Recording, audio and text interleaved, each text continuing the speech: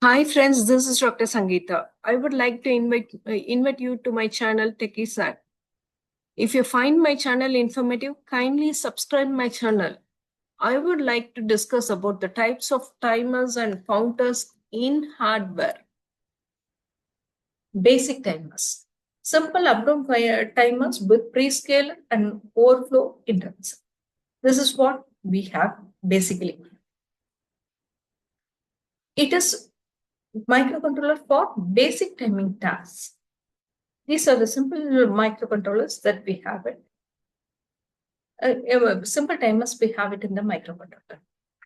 In case of general purpose timers, more features like multiple operating modes, programmable periods, and comparable units can be used. And used for PWM generation, input capture, and more complex timing requirements. In case of real-time timers, it is to keep track of calendar time.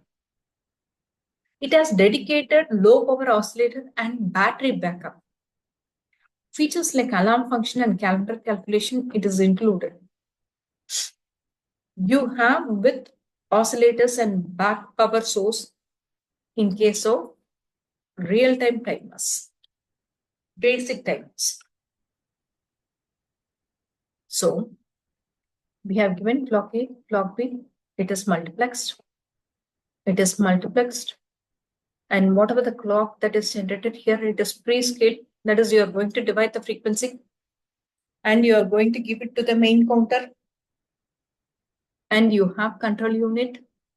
Control unit, it has VMA, AD, ADC, analog to digital, or it may be interrupt controller that is connected to the control. From modulus register, it is connected with the main counter. This is the basic timers we have it in the microcontroller. Timers and timer interrupts. Simple example is that I'm just generating 80 megahertz and feeding as an input to the prescaler. This prescaler, what it does is that it divides by 80. If it divides by 80, I will get only 1 megahertz. So the timer will work for 1 megahertz. Okay, this is what it happens. Real-time timers. Okay, you have a microcontroller.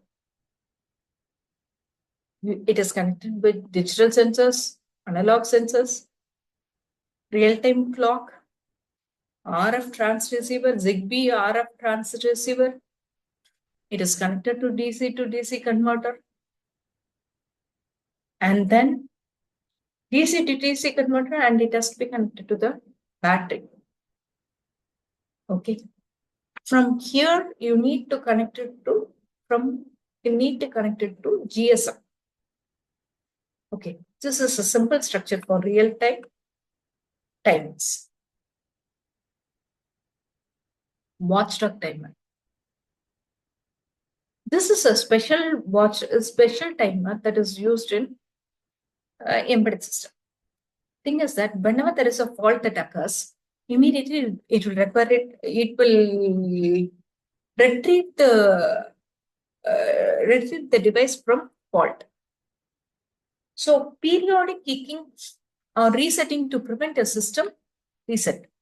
It just monitors the CPU, and whenever there is a crash in CPU, immediately it will make the CPU to come out of the crash by giving reset input to the CPU. Similarly, it happens in software also. These two actions, it will happen in software also. So I'm giving a CPU clock to CPU, and the clock I'm giving it to watchdog. When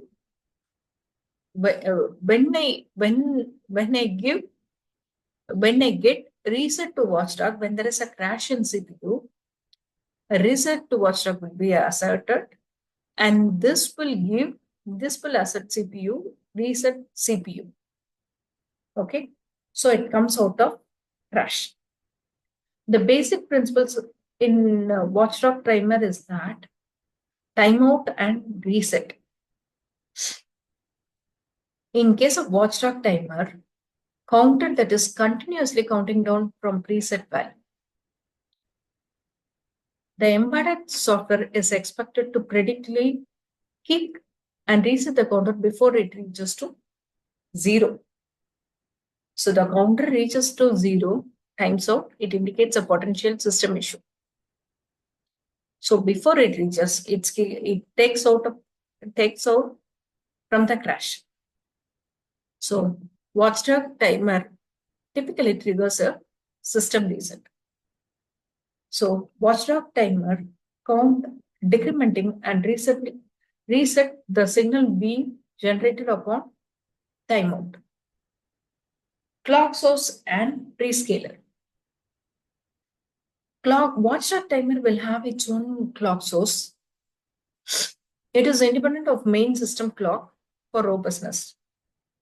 Now, prescaler, what it does is that the time period over a wider range, what I will just do is that the initial count value divided by the watchdog clock frequency divided by prescaler, that I will calculate it as timeout period.